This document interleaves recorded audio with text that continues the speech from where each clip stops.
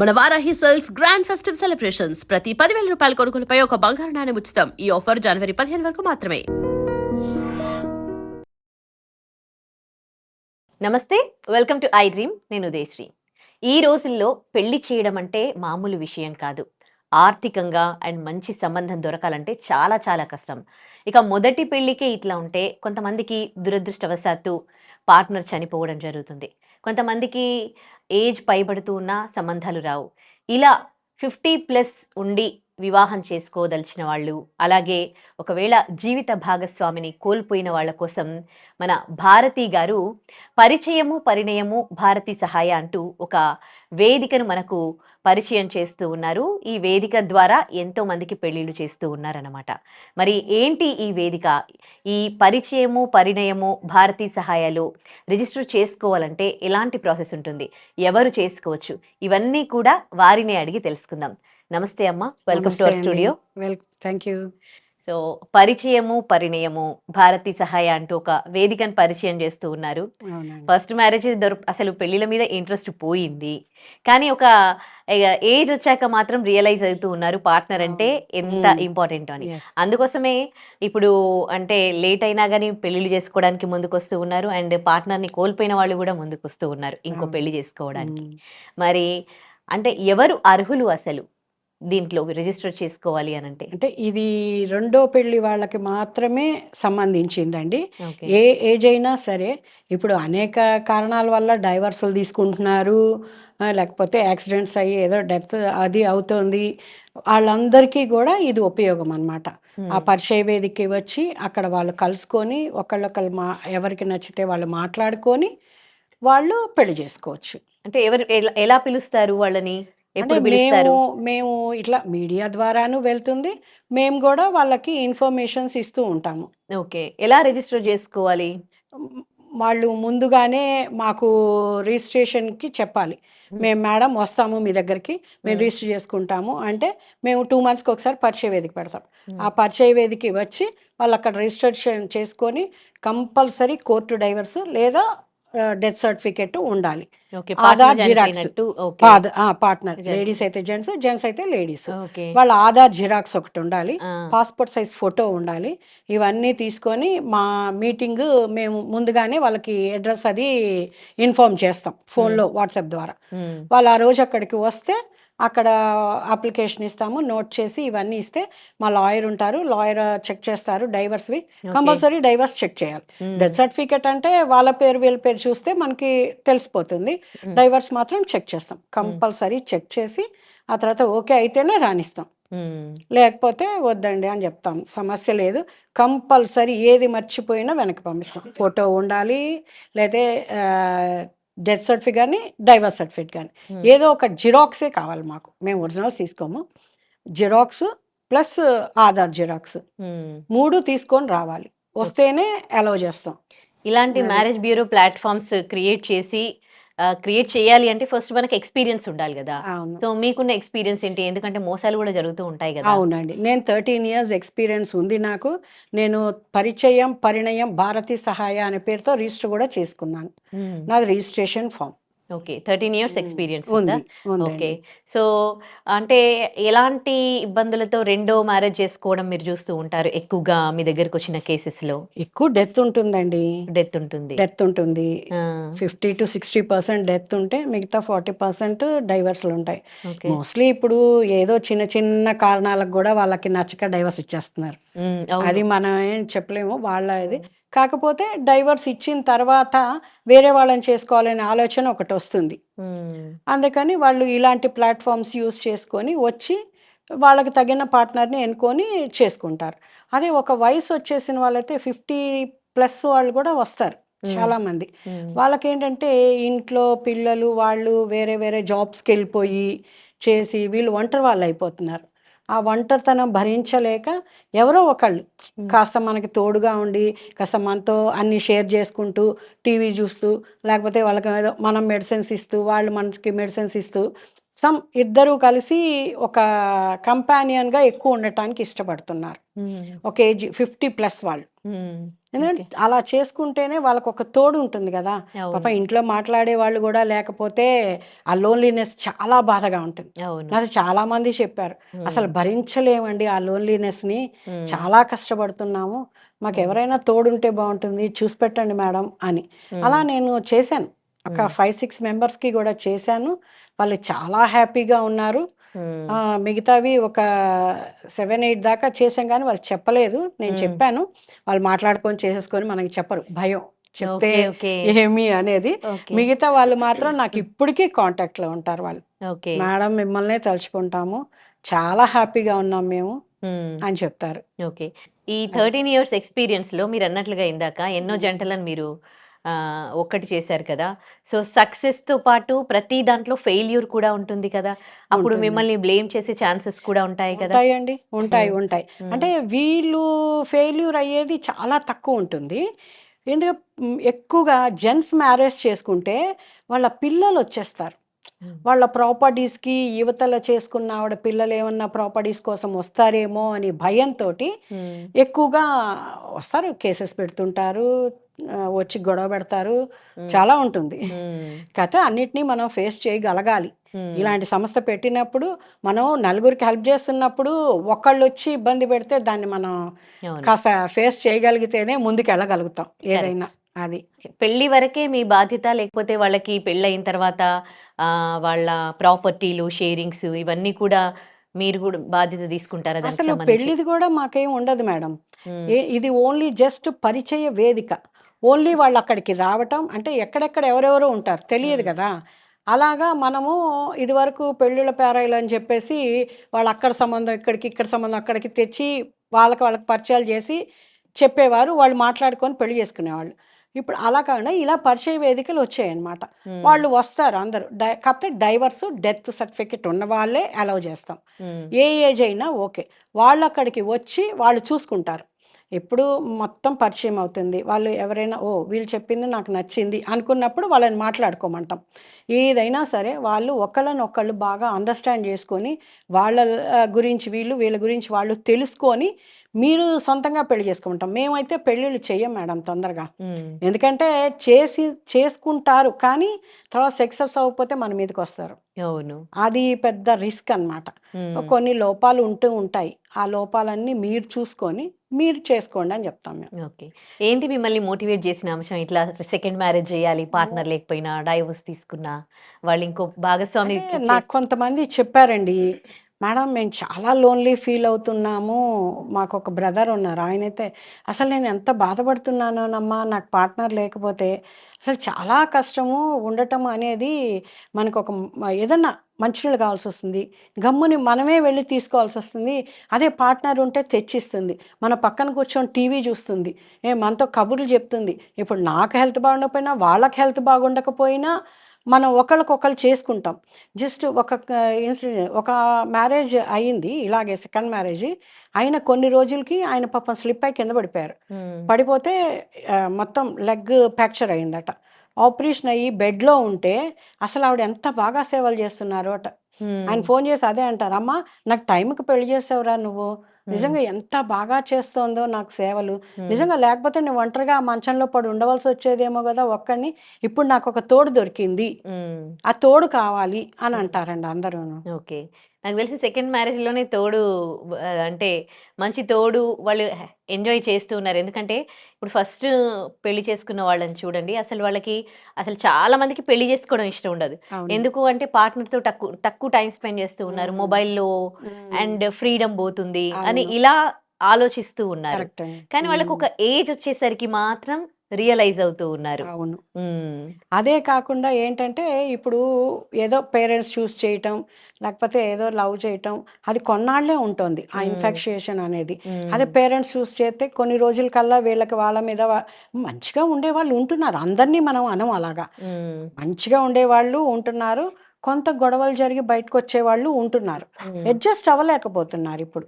అది వచ్చింది. ఇప్పుడు సెకండ్ అనంగానే వాళ్ళు కొంత అవేర్నెస్ తోటి మనకు అంతకుముందు ఇలా నచ్చలేదు కాబట్టి ఇప్పుడు మనం వాటిని చూసుకొని చూస్ చేసుకుందాం. అవతల వ్యక్తిలో మనకు నచ్చిన క్వాలిటీస్ ఉన్నవి చూసుకొని చేసుకుందామని కొంచెం చిన్న ఏజ్ వాళ్ళు అనుకుంటున్నారు.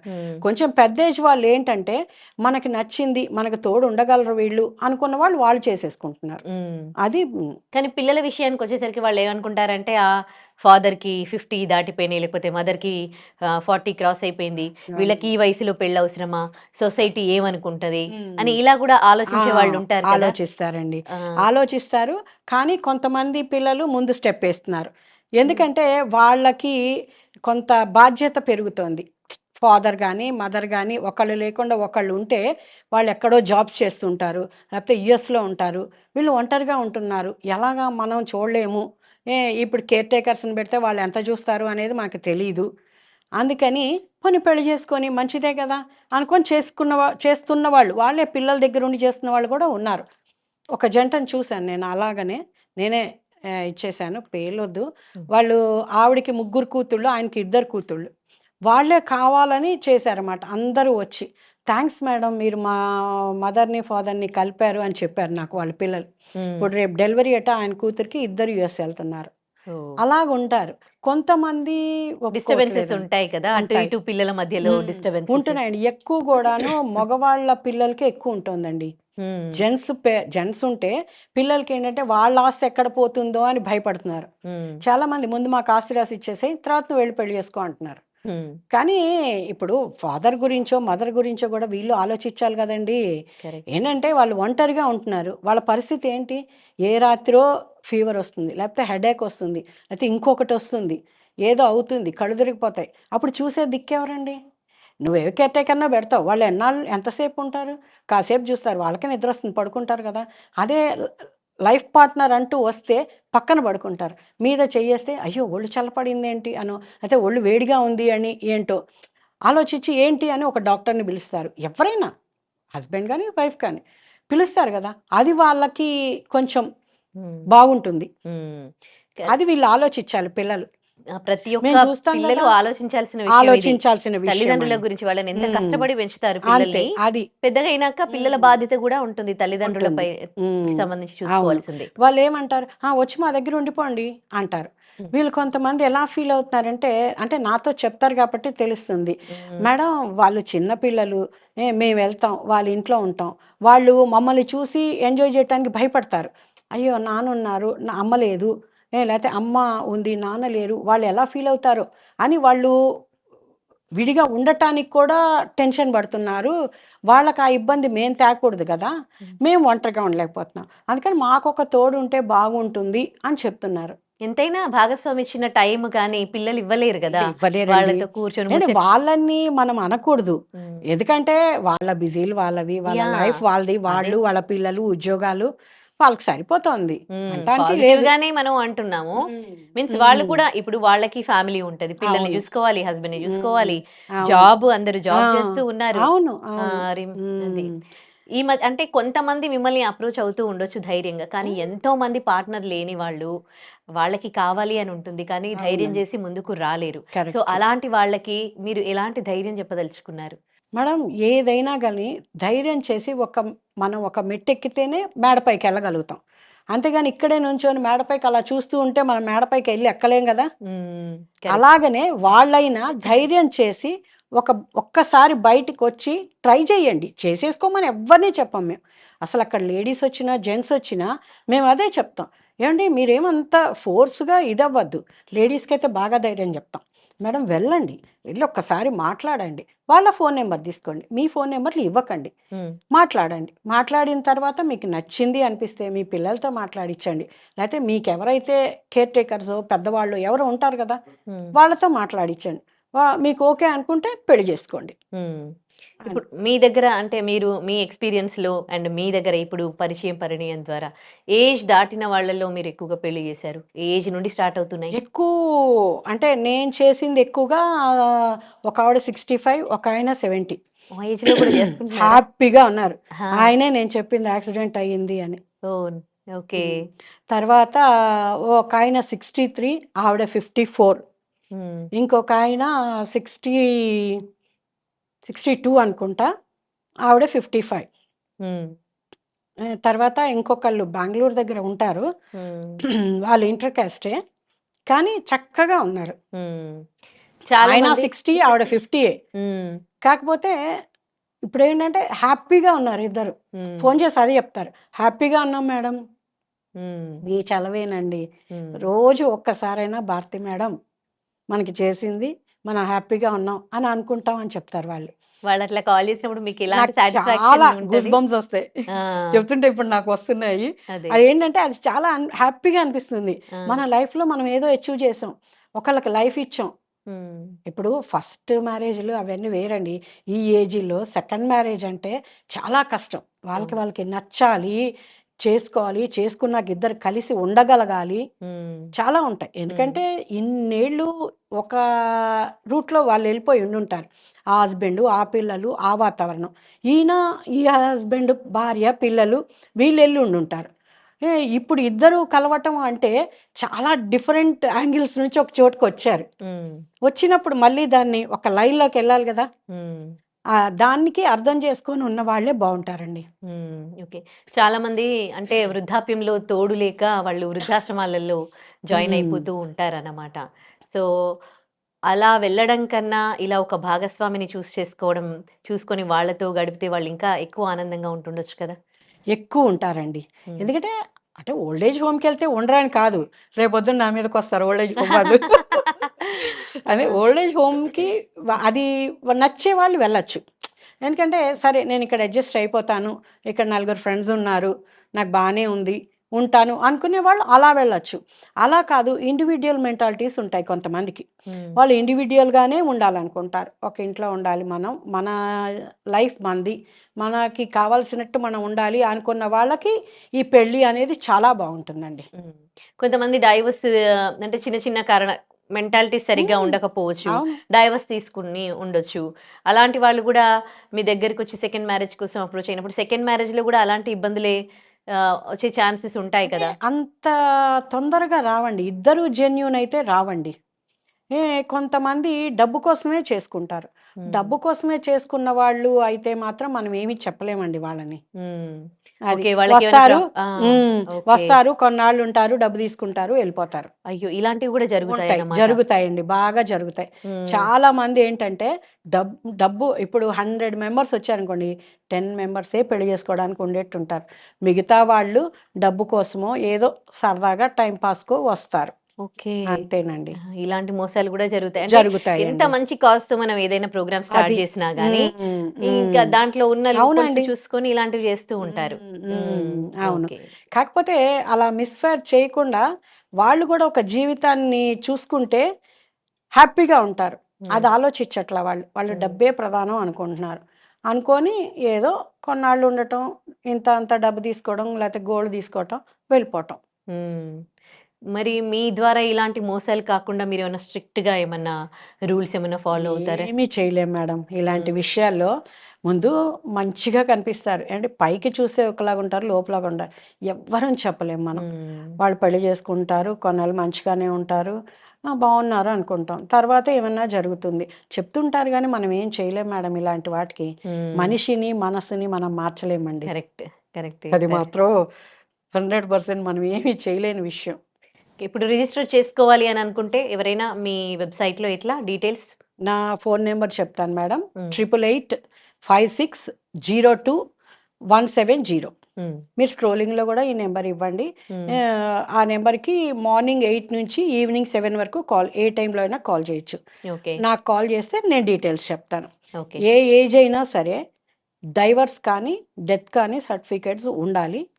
ఉండి మా దగ్గరికి ఫోను చేస్తే నేను చెప్తాను. ఈ మ్యూచువల్‌గా కొంతమంది డైవర్స్ తీసుకుంటారండి. హ్మ్. ఈ మా ఊళ్ళో పెద్దవాళ్ళు రాసేశారు. మేము విడిపోయాం. అలాంటివి కుదరదండి. కుదరదు. అలాంటి వాళ్ళని రానివ్వం. లీగల్‌గా కోర్ట్ నుంచి లీగల్ కోర్టే తీసుకోవాలి. ఉండాలి. ఓకే. ఎందుకంటే వాళ్ళు చెప్పారు మనకి నమ్మకం ఏంటండి? హ్మ్. రేపొద్దున్న ఆవిడో, ఆయనో వచ్చేస్తారు. పెళ్లి చేసుకుంటారు. వెనకాలే వాళ్ళ ముందు వైఫో, హస్బెండో వచ్చేస్తారు. హ్మ్. మేమేం తీసుకోలేదు. ఈవిడ అబద్ధం చెప్పింది అనో, లేతే ఈయన అబద్ధం చెప్పారు అనో, అదంతా మీ పరిచయ వేదికకొచ్చారు అని. మనకట్లాంటి రిస్కులొద్దు అని గ్యారంటీ కోర్ట్ డైవర్స్ ఉంటేనే రాయిస్తాం. అది కూడా మా లాయర్ చెక్ చేస్తారు. Hmm. Okay. Compulsory. Check okay. చేసే ఓకే చేస్తాం మేము. ఓకే. రైట్. అది. ఫైనల్‌గా ఈ పరిచయం, పరిణయము, భారతి సహాయ గురించి వ్యూవర్స్‌కి ఏమైనా చెప్పదలుచుకున్నారా?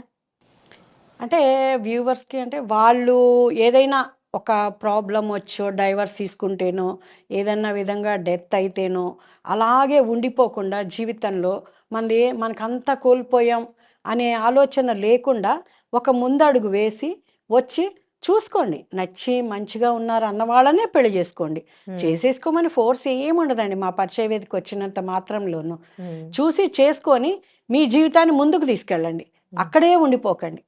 అది నేను చెప్పేది. రైట్. చాలా ఒక మంచి కాజ్‌తో ఈ పరిచయం, పరిణయము అనే వివాహ వేదికను మీరు స్టార్ట్ చేశారు. ఎంతోమంది జంటలను అండ్ ఒంటరిగా ఫీల్ అవుతున్న ఎంతోమంది మనసులను మీరు కలిపారు. సో, ఇలా ఇంకా చాలా చాలా జంటలను కలపాలి మీరు. అన్ని ఫెయిర్‌గా జరగాలి అని కోరుకుంటూ థాంక్ యూ సో మచ్ అండి. థ్యాంక్ యూ అండి. సో చూసారు కదా, శ్రీమతి భారతి గారు ఒక మంచి సదుద్దేశంతో పరిచయము, పరిణయము, భారతి సహాయ పరిచయ వేదికను ప్రారంభించారు. ఇది రెండవ పెళ్లి చేసుకోవాలనుకునే వారికి, దానికి కూడా కొన్ని రిస్ట్రిక్షన్స్ ఉన్నాయండి. ఎవరైతే పెళ్లి చేసుకొని విడాకులు తీసుకున్నారో దురదృష్టవశాత్తు, లేదంటే జీవిత భాగస్వామిని కోల్పోయారో, లేదంటే 50 దాటినా కానీ ఒంటరిగా ఉన్నారో, వీళ్ళందరికీ కూడా రెండవ పెళ్లి చేసుకోవడానికి ఈ వేదికను ప్రారంభించారు. మీరు ఏ ఏజ్ అయినా కావచ్చు. ఇది కేవలం అంటే రెండవ పెళ్లి చేసుకోవాలి అని అనుకుంటున్న వాళ్ళ కోసం మాత్రమే. మీ ఏజ్ ఎంతైనా 30+ కావచ్చు, 20+ కావచ్చు. రెండవ పెళ్లి చేసుకోవాలి అని అనుకుంటే మీకు కింద స్క్రీన్‌లో స్క్రోల్ అవుతున్న నంబర్స్‌కి కాల్ చేయగలరు. నమస్తే.